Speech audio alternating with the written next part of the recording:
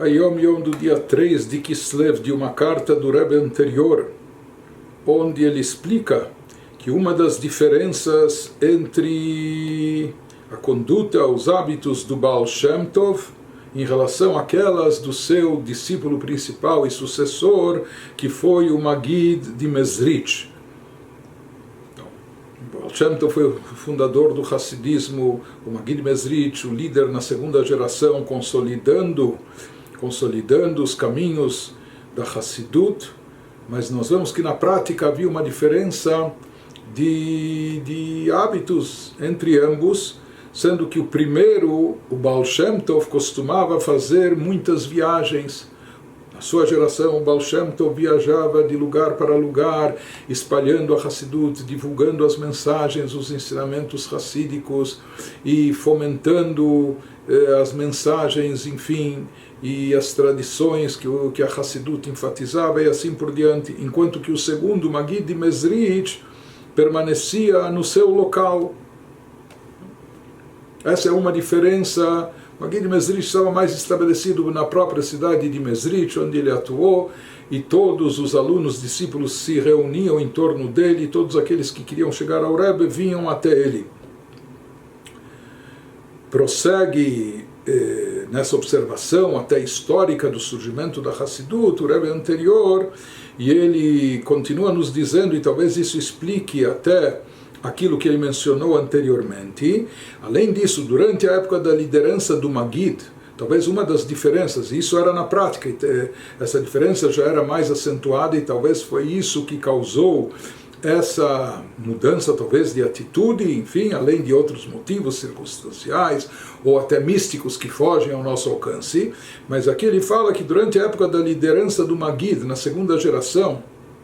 a fama do Hassidismo já havia se estendido, inclusive a lugares distantes, em virtude das viagens dos alunos, dos discípulos do Baal Shem Tov, do Magid de Mezrich, que eram chamados como a sociedade sagrada, não é? Hevra Kadisha, Hevraya Kadisha, que eles próprios, os discípulos, eles se deslocavam, eles viajavam, eles iam de lugar a lugar, espalhando, disseminando os ensinamentos hassídicos. Então, na segunda geração do Hassidismo, na geração do Magid de Mezrich, a Hassidut já era bem mais conhecida.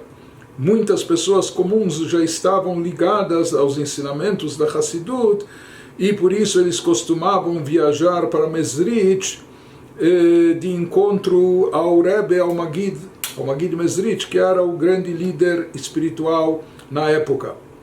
Em outras palavras, o que nós vemos aqui sobre o surgimento da Hassidut, se fala que na primeira geração o fundador do Hassidismo, Baal Shem Tov, ele empreendia viagens de lugar para lugar, ele não poupava esforços, viajando e se deslocando para divulgar esses ensinamentos, para transmitir essas mensagens. E de certa forma isso está intrinsecamente ligado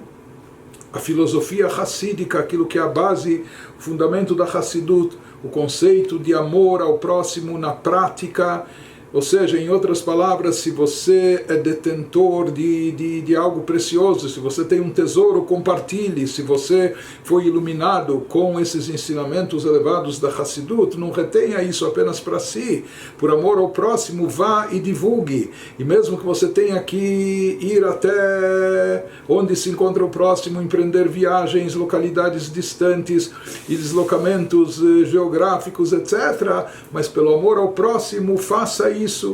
E isso era algo revolucionário por parte do Baal Shem Tov, porque até então todos os grandes rabinos, todos os grandes mestres, eles ficavam no seu local, eventualmente à disposição de quem vinha procurá-los, mas que as pessoas viessem procurá-los, aqueles que estavam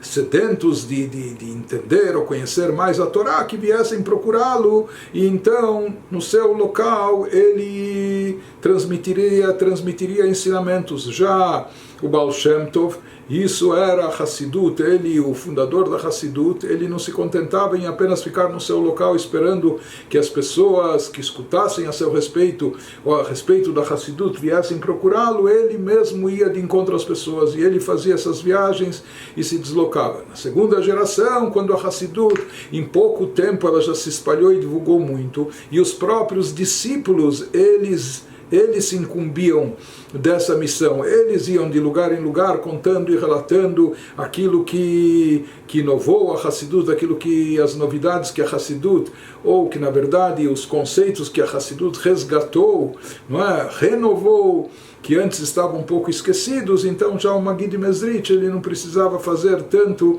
essas viagens. Em relação ao nosso Rebbe, nós sabemos que o nosso Rebbe, desde que ele assumiu a liderança do movimento em 1950, o Rebbe praticamente nunca fez qualquer deslocamento, ou mal saiu do Brooklyn em raríssimas ocasiões, mas como é sabido que o emissário de uma pessoa pela própria Halachá é considerado como se fosse não só uma extensão dela, como se fosse ela própria. Então o Rebbe nomeou centenas e no fim milhares de emissários, que esses emissários saíssem da sua zona de conforto, não só material, mas também espiritual, saíssem do seu local ou do bairro religioso onde eles habitavam e fossem até as localidades mais longínquas para disseminar judaísmo, para divulgar a Hassidut, para propagar as mitzvot e assim por diante. Isso dentro da linha da Hassidut, que por amor ao próximo, mesmo que isso exija esforço da nossa parte, se a gente tem algo de bom e positivo que ilumina a nossa vida, que a gente vá procurar o próximo para oferecer isso a ele também.